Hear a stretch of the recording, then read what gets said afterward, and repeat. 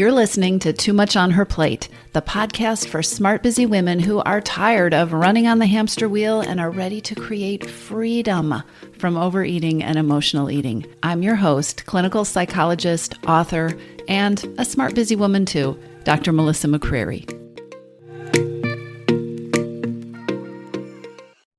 Hi, everybody. Welcome back to the podcast. Today is a Q&A episode, and it is motivated by a question from Fiona. She sent me an email and she said, "Hi, I've just signed up for your workshop. Here's what I hope to learn. I hope to learn how to feel delighted with small portion sizes rather than feeling robbed, disheartened, and treated badly." So that's the question today. Can you be delighted with small portion sizes? And I love the second part. Rather than feeling robbed, disheartened, and treated badly. One of the reasons that I really like doing these Q&A episodes is because the actual question matters, and answering the actual question is actually very different from just covering the topic. I am going to keep referring to Fiona's actual question throughout this episode, and I think you'll see what I mean. So to start with, how to feel delighted with small portion sizes. The thing is, anytime you make a change to your eating, any kind of change, it will take time to adjust. Eating is such a habit.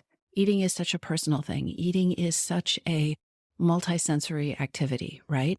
So right now, for instance, I'm experimenting with adding more protein into my diet. It's not a weight loss trick. It's simply I have become aware that I don't get what is recommended in terms of the amount of protein that is recommended for people my size and my age. And I've gotten kind of curious about what I'll notice, what will change if I do. I want to try this. What will it be like to add more protein to my diet? Now, it's only the early days. This is like day 3 of trying to do this. And I have to tell you, at this point, it feels so tedious and not quite possible. I'm not sure about this. I have to eat differently. I have to approach eating differently. That means I'm at this stage where I have to read labels, right? And really pay attention to how much protein is in this particular thing and what is the portion size that matches that amount of protein. So I have to pay attention to things and I have to change things. Eating is such a habit of familiarity. My routine old way right now, the old way of eating that does not include the recommended amount of protein, is much more comfortable at this point. And what I find is the more tedious trying to figure out the new way is, the more I find myself thinking, oh, that old way of eating isn't so bad, and questioning, do I really want to do this? But I do want to do this. That is what is propelling me. What is propelling me, what is keeping me doing this thing that doesn't feel quite comfortable and sometimes really uncomfortable, what's propelling me is being curious about the outcome. And not just curiosity, I actually am interested, like, wow, what if I did have more energy? What if I did have better workouts? What if I did feel stronger? What if some of the things that just feel like growing older are the result of not getting enough protein? I know my why. I know why I am trying to do something that is requiring adjustment. And reminding myself of this right now is really helpful. So Fiona wants to know, can I be delighted and change my portion size, right? So the first question I would have for her is, what is your why? What might you create by adjusting portion sizes? And I want you to think beyond, I would lose weight. If the answer is, I would lose weight, why do you want to lose weight? What would happen if you lost weight? What is your why? Why are you playing with portion sizes? Usually, people are looking for more good feeling, more delight, more joy, more ease, more happiness, more ability to do things, right? So spending some time, Fiona, thinking about why are you trying to do this? Because that is going to be helpful to remind yourself of, especially in the early stages. And it's going to be really important to return your focus to when it feels awkward or when it feels tedious or when it feels like more work than the old way, because guess what? New ways always are more work than the old way in the beginning. So start with what's your why. The second thing that really jumped out at me from Fiona's question is the importance of watching your thoughts and getting really aware of what you're reinforcing before you even start making changes. And before I show you what I mean by this, I want to be really clear. I am not picking on Fiona. Fiona's question is great because it is such a typical question. And the things I'm sharing with you are typical issues that come up when you try to change your eating. So watch your thoughts and get curious about what you're reinforcing before you even start. Fiona says, I hope to learn how to feel delighted with small portion sizes rather than feeling robbed, disheartened, and treated badly. Okay, let's think about the thoughts that you're reinforcing before you even start. Let's start with small portion sizes. I'm going to eat small portions. It sounds like from the very beginning, you are thinking, I am going to eat less than a regular portion. I'm going to eat less than. It sounds like a deprivation thought. Now, I'm going to assume that you are not starting out by trying to be delighted by portions that aren't enough for what you really need, because that doesn't make a lot of sense, right? I'm assuming that you are thinking, oh, I have to cut my portions, and these are going to feel small to me. And so I'm thinking of them as small portions, and how can this ever make me happy because the overeating I do is the portion size that feels really good to me. Watch your thoughts and what you're reinforcing before you start. So, is this a small portion? Is this a different portion? Maybe what you're really doing, and maybe a more helpful thought to focus on would be, I'm experimenting with different portions. I'm seeing what it's like for my body to adjust to different portions. What are the thoughts that you are reinforcing before you even start? Are you telling yourself that this is going to be hard because the larger portions are really enjoyable and feel really great for you? Is that what you're telling yourself? And if you are, is that really true? Do the larger portions feel really good? Do they serve you well?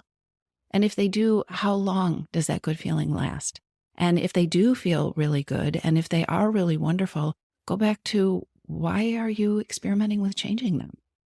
Because that why is going to be an important part of your thoughts that you want to reinforce, right? So consider, and we're playing with this without being able to talk to Fiona, but consider what is dissatisfying about the bigger portions. Why do you want to make a change? And pay attention to whether you are encouraging these thoughts. Back to my example, I can focus on the fact that there are a lot of protein sources I don't really love, and this feels really hard and awkward right now. And I discovered yesterday that one of the things I like to eat for lunch does not have nearly enough protein if I want to make my goal. I could focus on all of those things, and it is not helpful. Those are thoughts that I could choose to reinforce before I even start eating anything that are not going to help me with my experiment. And I can do that if I want to. But I have a why. I have a reason that I want to do this. And so what are the thoughts I want to focus on? One of them that is helping me right now is, this is just an experiment. I am not committing to changing my eating forever. I am not committing to changing my eating in a specific way, like I will eat this every day for lunch forever. I'm experimenting, and unless I do the experiment, I will never know if it feels different. So Fiona, one of the ways that you could start to play with thoughts and beliefs that will open the possibility for delight is to remind yourself why you're doing this, and also remind your brain of the reality that maybe this is an experiment. And whatever it is that is the outcome you're seeking or you're dreaming of, or that you really, really, really want, you are not going to know if that's possible or what that will feel like unless you give yourself the room to do the experiment. There is value in this, right? And I would really home in on that word small. How can I be delighted with small portions? How can I start to change my idea of what the appropriate portion for me is? Might be a thought to experiment with. Is this portion that looks small, really small? if I experiment with eating that amount for a week? Might be a thought to experiment with. Another thought to experiment with might be, I am playing around so that I can figure out what the right amount is for me to eat that will feel good inside my body and that will help me accomplish my goal. Words matter. Thoughts and beliefs matter. And all of this stuff is especially important at the beginning of trying to make a change. And I think particularly in the beginning of trying to make a change with something that is so routine and habitual and personal, like eating and food choices and how we experience our meals and our snacks and the things that we put into our body. All right. So back to portion size. Fiona, I think it's important to be clear, or to clarify anyway, how you are deciding the portion size. If you're telling yourself it's a small portion size, what makes it a small portion size? What aims your thoughts at the idea that it is small? And what if you played with that?